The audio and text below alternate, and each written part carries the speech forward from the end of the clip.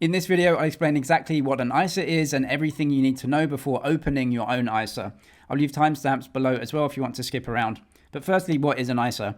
ISA stands for Individual Savings Account. And the main reason why we would open an ISA is because throughout history of ISA accounts, all of the gains that you make within the ISA account are completely tax-free.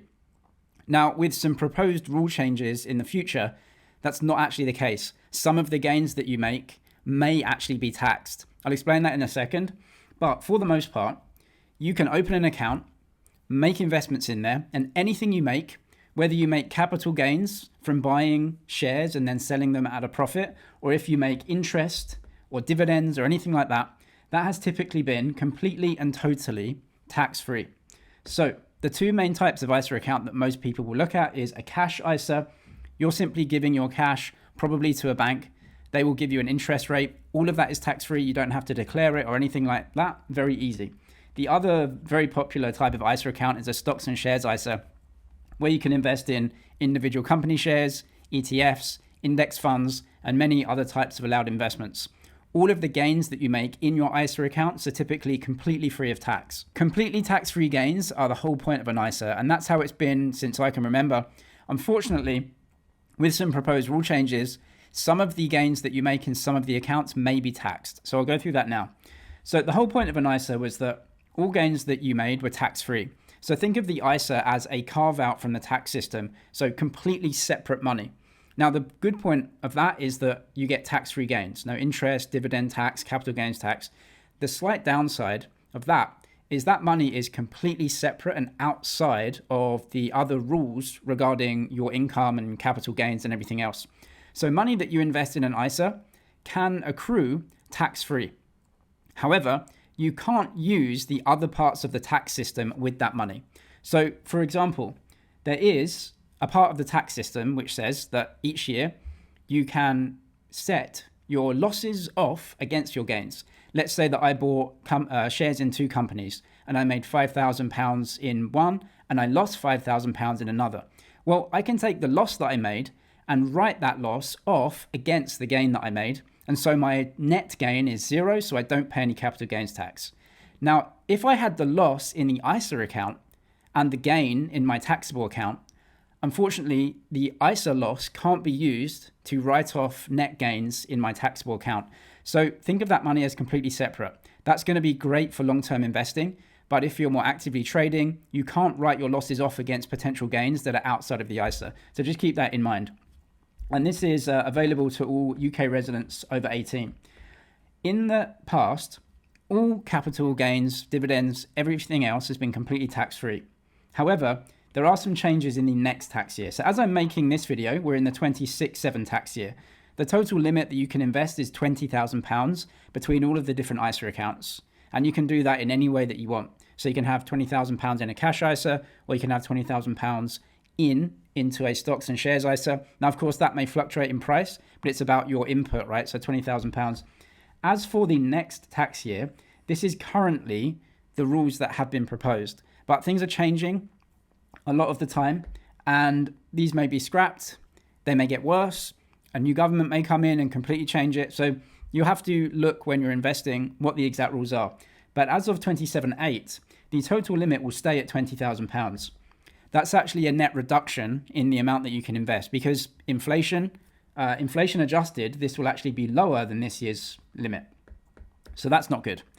The other change is that the maximum that you can put in a cash ISA is £12,000.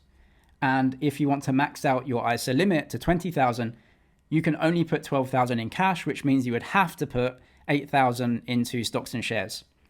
The stocks and shares ISA limit remains at 20. So if you have nothing in your cash ISA, you can still put £20,000 in your stocks and shares ISA. And here is the unfortunate rule change in that any cash that you hold within stocks and shares ISAs is going to be taxed at 22%, unfortunately. Now, if you have a cash ISA, that's not going to be taxed. But many people use stocks and shares ISAs, and what they will have is dividends from companies. So if you get paid a dividend into your account, then that cash will be in your account. And for the most part, people aren't going to chop and change the money in that account. So they'll probably just leave it there to accrue, and that may be taxed at 22%, unfortunately. That is how the new rule change is at the moment. That may be scrapped. It may get worse. You'll have to just check that when you're actually investing and setting up your ISA. It doesn't matter how you contribute to your ISA once it's set up. You can invest 20K in one go, no problem. And then because the ISA cutoff is around the tax year cutoff, you can wait a couple of weeks and then just invest another 20. So you can invest 40,000 basically within a month period, just along the tax date cutoff, and that's absolutely fine in 2 big chunks. Or you can invest each week, each month, it doesn't matter. So as long as you don't go over the limit for that tax year, you can invest in any way that you want. Cash and savings within ISA accounts should be completely flexible, meaning you can take your money out whenever you want. Now, there's some real world considerations here. So with stocks and shares ISAs, for the most part, they're going to be completely flexible. And that's because a stocks and shares ISA provider, right, if they're giving you an account, they're making their money from you via trading fees or potentially kind of yearly fees for the ISA account. It might be a flat fee or a percentage. So that's how they make their money. And they don't really care if you take money in and out of it. With cash savings, it's a little bit different. So you can see here, this is a bank that will provide an ISA account. You can see the 1 year fixed rate is 4.55%, the 2 year fixed rate 4.65%, so more. And then if we come down to a cash ISA, which is like a flexible account, you can see the interest rate is very low, 0.75. So you can see that in practice, even though you can take your money in and out, no problem, if you guarantee your money with the bank for longer, they're going to give you a better interest rate. And if you do go into a 1 or 2 year fixed rate ISA, you'll notice that in the terms and conditions, they are going to probably give you some sort of penalty for withdrawing your cash early. That may be a withdrawal fee, or it may be just going to a much lower rate or something like that. So there shouldn't be any lockups for your cash if you do need it in an emergency. However, look at the terms and conditions specifically to the bank or the ISA provider that you're looking at. You'll notice that there'll be some charges to withdraw early. And for stocks and shares, like I said, you don't really get those. ISA accounts are available for all UK residents, or more specifically UK tax residents, people that are within the UK tax system. And this is an advantaged account within that system. Now, if you move abroad, maybe you're retiring or maybe you have work abroad, what happens to your ISA account and can you still open one? Well, I don't live in the UK anymore, even though I'm a UK citizen. I don't have any ISA accounts, I can't open them. So if you're not a resident of the UK, you cannot have these accounts. You can't open them at all. If you move out of the UK, once you have your ISA accounts, let's say you've had 10 years worth of ISA accounts and you suddenly move abroad for work, you can keep those accounts. You can keep them open. However, you do have to tell your ISA provider that you are no longer a UK tax resident. And what they will do is put the account into sell-only mode, which means that you can't add to the ISA account anymore, but you can sell and withdraw from it over time. Now, you don't have to close it immediately. You can just leave that account open. And what will happen is, presumably, you will slowly sell down that account and take the cash out. Now, if you don't want to sell down the account, then you can just keep that thing open. You can't add to it. You can't buy more, especially for a stocks and shares ISA, right? You can't add to it.